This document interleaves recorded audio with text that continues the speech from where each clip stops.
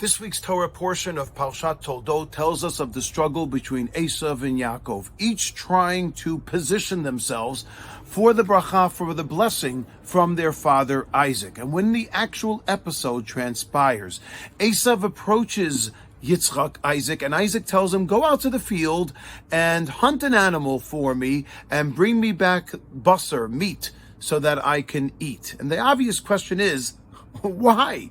I mean, Isaac's an old man. The last desire, the last waning wishes of his life is that I should have a feast? Is that I should have some meat, some filet mignon? Is that really what he was interested in?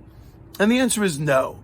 Rav Shamshon Hirsch points out a tremendous insight as follows. The Torah says, Va'aseli matamim. He sends Eisav and tells him, make for me some tasty foods.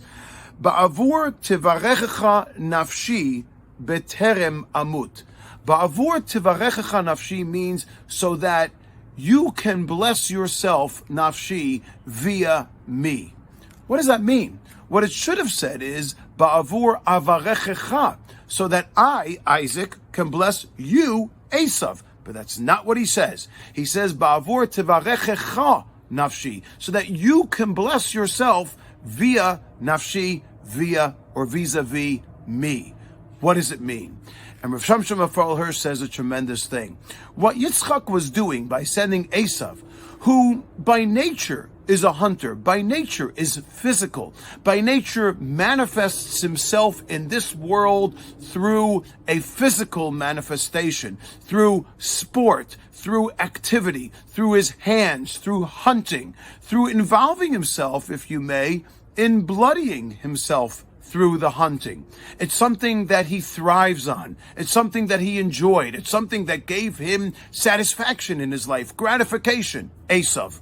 And so Yitzchak, understanding his nature, he says, go out and hunt and go and do what you're best at, being physical, manifesting yourself in this world by connecting to the land, to the animals, by bringing me meat. Bring it back to me so that I can, or that you can be blessed, and so that it can bless my soul, so that it can rest in peace. What Isaac is telling Eisav is, use your talents in this world, physical as they may be, and as human and basic and foundational as they may be, and arrive at a better place. Use them in order to make it a greater place, a higher elevated world in this world as a result of you using your talents as such.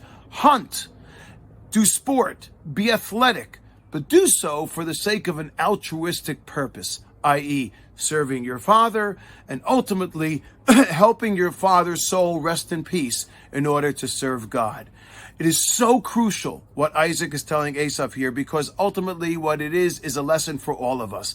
People who are suffering, people who are going through mental health crises or challenges, the most vital point that we have to remember, and this is what it all comes down to, listen carefully to what I'm saying, the key to their existence is attaining self-security, attaining self-worth, reminding themselves that I have something to offer the people in this world. I have a way of taking my talents, my attributes that might seem very mundane to others, but to elevate them in order to offer something in this world to others. And that is ultimately the greatest form of altruism, to remind the people around us that they're not basic, they're not elemental, they're not just foundational. They have a means of accentuating and elevating and bringing things in this world, as physical as they may be, to a greater, higher revelation and purpose.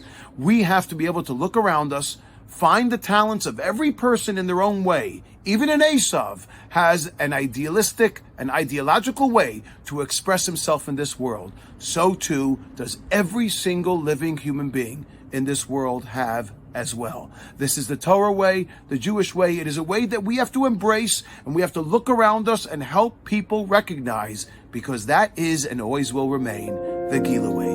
Shabbat Shalom.